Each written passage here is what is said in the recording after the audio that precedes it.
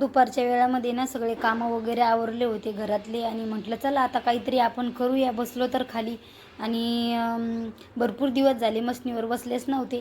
त्या दिवशी मी तुम्हाला मोठ्या व्हिडिओमध्ये बोललेच होते मला काय करायचं होतं म्हणून.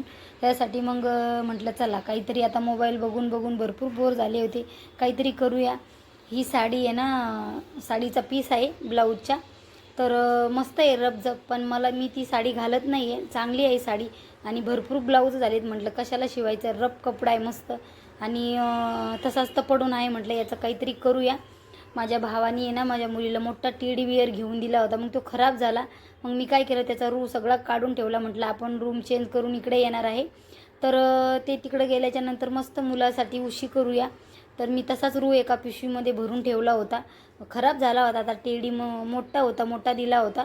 तर मग ती काही त्याच्यासोबत खेळत पण नव्हती आणि खराब झाल्यामुळं मी त्याचा काढून घेतला आणि जे वरचं सगळं फेकून दिलं. म्हटलं चला मग मस्त मुलासाठी उशी करूया. मुलगा लयच बोलत होता की मला उशी पाहिजे म्हणून सेपरेट, आणि त्याच्यासाठी शिवणार होते. मग उशी म्हटलं आता मुलं पण नाही आहे घरी, आपण पण दुपारच्या वेळामध्ये काहीतरी करूया. मग थोडा कपडा जेवढी बनवायची तेवढी कट करून घेतला आणि एका साईडनं शिवून घेतला दोन्ही साईडनं, आणि एका साईडनं खुल्लाच ठेवला.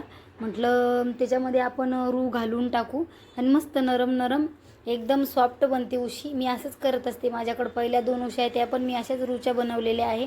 फेकून दिल्यापेक्षा मग मी असंच काहीतरी करते. आणि कट केला कपडा, जो कपडा होता त्याच्या कळ्या ते पण टाकले त्याच्यामध्ये, फोल्ड करून घेतला आणि आतमध्ये उलटी बाजू करून घेतली. त्याच्यामध्ये जे आहे मस्त घालून टाकला पूर्ण, आणि बघू शकता एवढी छान उशी झाली. म्हटलं याला कवरीची पण गरज नाही, खूप भारी डिझाईन वाटायला लागली. मग मुलगा खूप खुश झाला. आणि आजच्या वेळेत असं DIY मी बनवलं बरं का. कसं वाटलं नक्की कमेंट करून सांगा. चला आता